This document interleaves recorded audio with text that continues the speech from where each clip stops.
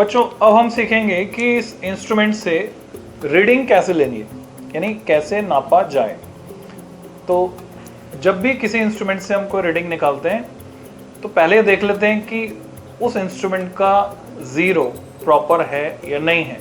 जैसे मान लीजिए आपको अपना वेट नापना है, मान लीजिए मुझे नापना है, मेरे सामने वेइंग मशीन पड़ी और अभी मैं इस पर खड़ा नहीं हुआ हूँ, बावजूद इसके उसमें मुझे रीडिंग देखने को मिल रही है 0.5 kg weight. What does it mean? इसका क्या मतलब? जब मैं इस पे खड़ा होता हूँ और वो वजन दिखाती है 75.5 kg वेट, इसका मतलब मेरा सही वजन क्या है? 75 kg वेट, यानी 0.5 kg वेट तो उसने एडिशनल पहले ही बता दिया। तो इस तरह का जो एरर है इसको हम जीरो एरर कहते हैं। सिस्टमेटिक कैटेगरी को ये बिलोंग करता है, इसको कहते हैं हम जीरो एरर। एरर को हमने दो कैटेगरी में डिवाइड किया था, क्लास 11 में हमने पढ़ा, और नहीं तो 11th क्लास की एनसीईआरटी में आप जाकर देख सकते हैं। सिस्टमेटिक एरर वो होते हैं जो सिस्टमैटिकली वेरी करते हैं, इनका पता लगाया जा सकता है।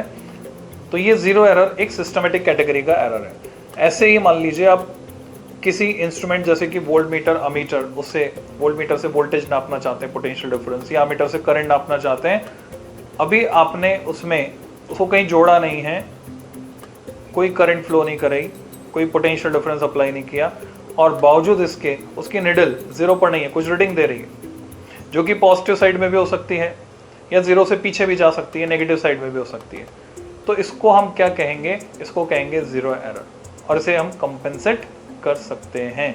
सिमिलरली इस इंस्ट्रूमेंट में भी जीरो एरर इन्वॉल्व होता है, तो उसको भी हम समझेंगे। रीडिंग कैसे निकालनी है वो समझेंगे। तो अगर वर्नियर कैलिपर से हमें रीडिंग निकालनी है तो दो स्केल मिलकर नाप रहे हैं, तो टोटल रीडिंग में दोनों स्केल का कंट्रीब्यूशन होगा। तो कैसे ये मेजरमेंट होता है हमने सीखा लास्ट पार्ट में कि इसका जो लीस्ट काउंट है वो है मेन स्केल का एक division upon total number of divisions on vernier scale, जो निकल के आया 0.01 सेंटीमीटर में। अगर हम एक्सप्रेस करें उसको, तो अब रीडिंग, टोटल रीडिंग जो है वो कितनी होगी? तो अगर टोटल रीडिंग को मैं दिखा रहा हूँ TR से, तो ये रीडिंग होगी मेन स्केल ने जितना नापा, यानी main scale reading MSR plus vernier scale ने जितना नापा, यानी vernier scale reading VSR। Main scale कितना नाप रहा है उसको कैसे जज करना है? तो मान लीजिए मैं इस वर्नियर कैलिपर से, ये एक ऑब्जेक्ट मेरे पास है, मैं इसका एक्सटर्नल डायमीटर, पाइप पाना है, इसका एक्सटर्नल डायमीटर नापना चाहता हूँ। मैंने इसको पकड़ा, यहाँ पर फिक्स किया और स्लाइटली धीरे से इसको निकाल दिया। अब इसकी जो रीडिंग है वो उसका एक्सटर्नल डायमीटर है। अंदाजे से मैं ऐसे भी बता सकता हूँ इसका एक्सटर्नल डायमीटर, लगभग ऐसे नापकर अंदाजे से मैं बता सकता हूँ कि वो कितना है। स्केल पर ऐसे लगाकर हम देख सकते हैं लगभग अंदाजे से। तो ये गैप कितना है आप ऑर्डिनरी स्केल से भी नाप सकते हैं, पर क्योंकि हमें ज़्यादा एक्यूरेट, ज़्यादा प्रिसाइज नापना है, तो मेन स्केल ने कितना नापा कैसे पता चलेगा? ध्यान से देखिए, वर्नियर के जीरो से पहले पहले जो रीडिंग आ रही है, अगर मैं आपको पढ़कर बताऊं, वर्नियर के जीरो से पहले पहले जो रीडिंग आ रही है वो ये है कि 1 सेंटीमीटर का मार्क क्रॉस होने के बाद 2 सेंटीमीटर का मार्क आने वाला है, तो 1.8 से आगे है और 1.9 से पीछे है। देखिए मेन स्केल पर जो यहाँ खांचे में दिख रहा है, वर्नियर के जीरो से पहले पहले आ रहा है 1.8 और वर्नियर के जीरो के बाद आ रहा है 1.9 का मार्क। फिर हमें देखना है वर्नियर का कौन से नंबर का डिवीजन बेस्ट कोइंसाइड कर रहा है।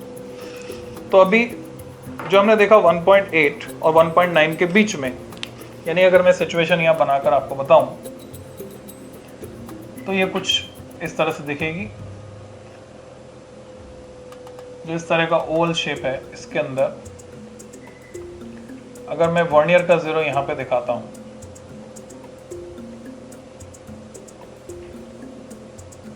ये वर्नियर के 10 डिविजन्स हुए।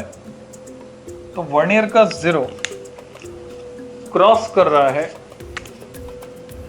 ये जो डिवीजन है ये है 1.8, ये है 1.9 और आगे जाके आ रहा है ये 2, यहाँ पे लिखा है।